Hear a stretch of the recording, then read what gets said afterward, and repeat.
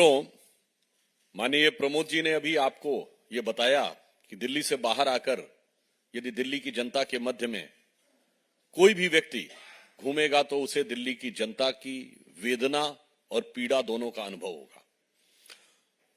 और एक महत्वपूर्ण बात भी ये आई कि ये केजरीवाल जी वही व्यक्ति है ना जो कहते थे मैं दिल्ली के चप्पे चप्पे पे सीसीटीवी लगवा दूंगा।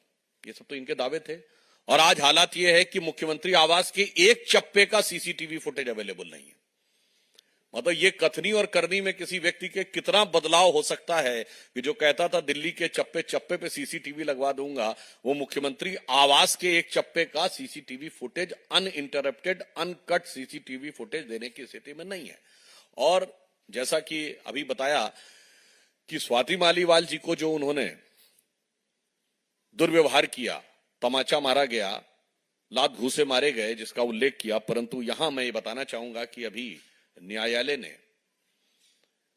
उच्च न्यायालय ने जो अपना ऑब्जर्वेशन दिया है मनीष सिसोदिया जी की बेल के संदर्भ में, वो केजरीवाल जी जो बाहर आकर, मैं कहूंगा न्यायालय के आदेश की खुलेआम अवमानना कर रहे थे, क्योंकि उनकी शर्तों में था कि वो अपनी केस के बारे में कोई टिप्पणी नहीं करेंगे। उन्होंने बाहर आके कहा था कि उनके ऊपर का केस फर्जी है। मुझे लगता है दिल्ली उच्च न्यायालय ने जो कुछ कहा है मनीष सिसोदिया के केस में, वो केजरीवाल जी के इस दावे पर तमाचे से कम नहीं है। मैं बहुत स्पष्ट कहना चाहता हूं कि दिल्ली हाई कोर्ट ने मनीष सिसोदिया के बेल के संदर्भ में जो कहा है उसको मैं सिर्फ कोट कर रहा हूं, जो पब्लिक डोमेन में मीडिया में अवेलेबल है ऑब्जर्वेशन। उन्होंने कहा this is a grave misuse of power and breach of trust. ये सत्ता के गंभीर दुरुपयोग और विश्वास को क्षरण करने के समकक्ष है। आगे उन्होंने कहा है दूसरे ऑब्जर्वेशन में, the policy formulation and deviated from the expert committee report constituted by him, यानी नीति का निर्धारण उनके स्वयं के द्वारा गठित विशेषज्ञ समिति से को दरकिनार करके किया गया। अब केजरीवाल जी बताइए, ये तो प्रोसीजर्स के बारे में कोर्ट की टिप्पणी हो रही है। और आगे उन्होंने कहा कि कंप्रोमाइज तो किया गया, फिर उसमें लिखा था court said that the integrity of the decision making process was compromised, यानी निर्णय लेने की प्रक्रिया की प्रामाणिकता पूरी तरीके से संदिग्ध हो गई। तो केजरीवाल महोदय, आप स्वयं निर्णय लेने की प्रक्रिया के हिस्से थे। दिल्ली को दारू के दरिया में डुबोने के लिए आपने जो प्रक्रिया एडॉप्ट की थी वो कंप्रोमाइज हुई, वो साफ कहा। तो मुझे लगता है जब आप अपने केस के बारे में इस तरह की बात बोलते हैं, इसीलिए हमने कहा कि वो आपके चेहरे पर किसी तमाचे से कम नहीं है। इसके बाद और भी महत्वपूर्ण बात कही है, कोर्ट ने ऑब्जर्व किया है सिसोदिया जी के बारे में, he has failed to produce 2 phones used by him and claim that they were damaged.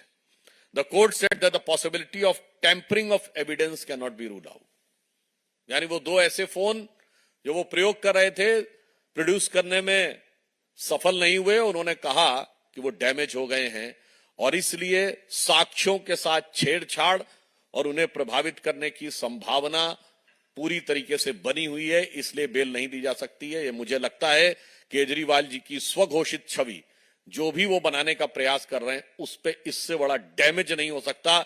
यदि कोर्ट बहुत स्पष्ट रूप से कहे और आपके साथी कहें कि वो 2 फोन खो गए और वो डैमेज हो गए, तो मुझे लगता है ये तीसरा उनके ऊपर बहुत बड़ा ऑब्जर्वेशन है। और सबसे महत्वपूर्ण बात, कोर्ट ने कहा है in respect of PMLA case, prevention of money laundering case, court said that the prosecution was able to make out a prima facie case of money laundering, अर्थात प्रथम दृष्टया मनी लॉन्ड्रिंग का केस बनता हुआ दिखता है। यह साक्ष्य प्रोसिक्यूशन ने जो प्रस्तुत किए हैं उससे प्रतीत होता है कि प्रथम दृष्टया the prima facie case of money laundering prosecution was able to make out. मुझे लगता है कि अब उच्च न्यायालय के इस ऑब्जर्वेशन के बाद किसी प्रकार का कोई किंतु परंतु संशय किसी के मन में नहीं रह जाता है, मगर एक संशय हम सबके मन में सदैव रह रहा है कि कानूनी दृष्टि से तो बिल्कुल साबित होता चला जा रहा है कि आम आदमी पार्टी ने, कि सरकार ने इस लिकर स्कैम में क्या किया था। यानी legally it is been consistently, categorically, irrefutably is gradually established, but morally we are perplexed. Manish Sisodia को लेकर कोई ना आंदोलन हो रहा है, ना बयान दिया जा रहा है, ना कोई कार्यक्रम हो रहा है। सारा आंदोलन कार्यक्रम विभव कुमार के लिए हो रहा है। तो लीगल क्वेश्चन का आंसर तो कोर्ट है, हम मॉरल और पॉलिटिकल क्वेश्चन का आंसर केजरीवाल जी से पूछना चाहते हैं कि आपके उप मुख्यमंत्री जो आपकी सरकार में नंबर 2 की हैसियत रखते थे, न उनके लिए चुनाव प्रचार में लाने के लिए मांग हुई है, न कोर्ट में किसी ने जाके अर्जी दायर की है कि केजरीवाल जी की तरह उन्हें भी प्रचार करना चाहिए, न कोई उनके लिए आप आंदोलन या बयान दे रहे हैं। सारे बयान आंदोलन केवल विभव कुमार के लिए जो टेक्निकली कुछ भी नहीं है, या यूं कहूं सब कुछ वही है। या यूं समझिए कि जिन बातों को टेम्परिंग ऑफ एविडेंस की संभावना कोर्ट कह रहा है, उस राज का असली राजदार कहीं वो तो नहीं है जिसके दिल के तार केजरीवाल जी से ज्यादा ही जुड़े हुए हों। इसलिए महिला सम्मान को ध्वस्त करने से लेकर सरकार की प्रशासनिक प्रक्रिया को ध्वस्त करने तक जो कार्य आम आदमी पार्टी की सरकार ने किया है, वह दिल्ली की जनता के सामने अब शीशे की तरह स्पष्ट है। और इसे मैं कह सकता हूं, यह ज्यादा दुखद और कष्टकारक इसलिए है कि यह उस पार्टी के द्वारा किया गया है जिसने कितनी नाटक नौटंकी की थी। हम तो पारदर्शी रखेंगे, हम तो एक एक डोनेशन को रियल टाइम में शो करेंगे, वैसे वो शो करनी बंद कर दी। उसने कहा था दारू का ठेका तब खुलेगा जब उस जगह की 80% महिलाएं हां कर देंगी। कहीं पे कुछ लिया ही नहीं।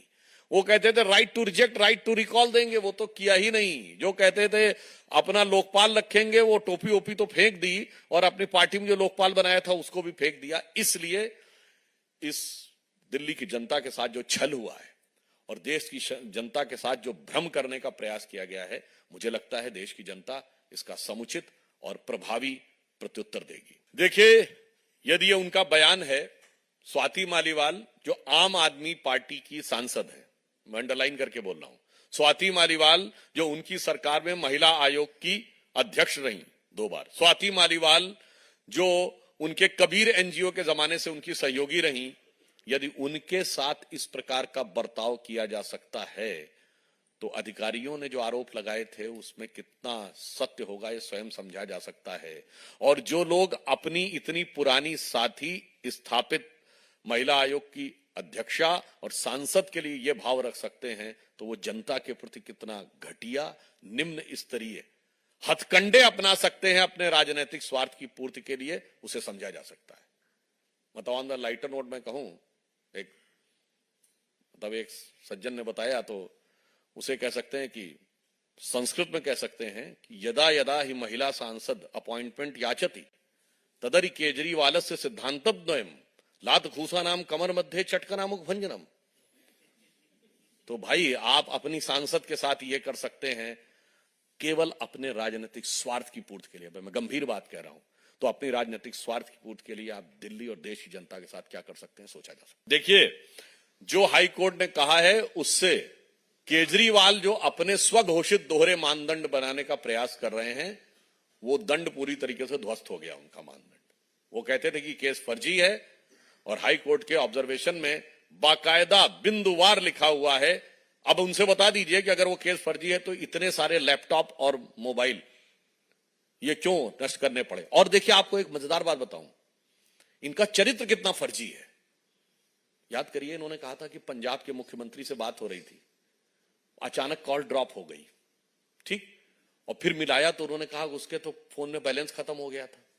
यही बोला था ना। ये बताइए, माननीय मुख्यमंत्री एक प्रांत के हमारे साथ बैठे हैं, मुख्यमंत्री का फोन प्रीपेड वाला होता है जिसका बैलेंस खत्म हो जाए। सोचिए कितना फर्जीफिकेशन ये लोग फैलाते हैं। अच्छा सुनिए, और मजेदार बात, इस शराब घोटाले में जो फोन नष्ट किए गए वो आईफोन है, जो सबसे कॉस्टली फोन होते हैं। 60,000 70,000 से कम का कोई फोन नहीं आता है। 1 लाख और 1.25 लाख के फोन होते हैं। जरा लाख रुपए का फोन यूज करने वाला एक व्यक्ति दिखाइए जो प्रीपेड फोन पे बात करता हो।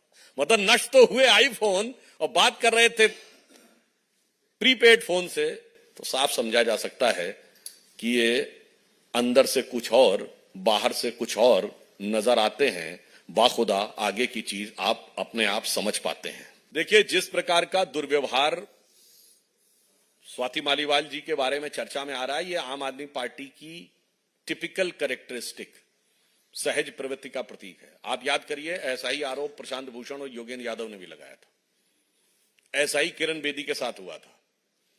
कुमार विश्वास बहुत सारी बातों में अंदरूनी बातें बोल चुके हैं कि क्या क्या चीजें किस किस प्रकार से उस जमाने में हुई थी। और फिर जितने भी लोग हैं हमारी पार्टी में आए हुए, शाजिया इल्मी, अश्विनी उपाध्याय, अन्य लोगों जिनके साथ हुआ था, तो मुझे लगता है ये यही एडमिरल रामदास के साथ हुआ था। तो मैं पुनः ये कह रहा हूं, ये आम आदमी पार्टी के अंदर की ओछी और क्षुद्र मानसिकता का एक स्पष्ट प्रकटीकरण जनता के सामने हो रहा है। देखिए, उस विषय के ऊपर पूरी संवेदनशीलता के साथ हमारे उप मुख्यमंत्री देवेंद्र फडणवीस जी ने सभी समुचित कानूनी जो प्रक्रियाएं हैं, जो कानूनी उपाय हैं, उनको करने के लिए आश्वस्त किया है। मुख्यमंत्री शिंदे जी ने भी इस विषय के ऊपर टिप्पणी दी है। परंतु राहुल गांधी जी अगर ये कहते हैं तो ये उनकी मानसिकता दर्शाता है। जुडिशियल सिस्टम क्या नेता के अंडर में होता है?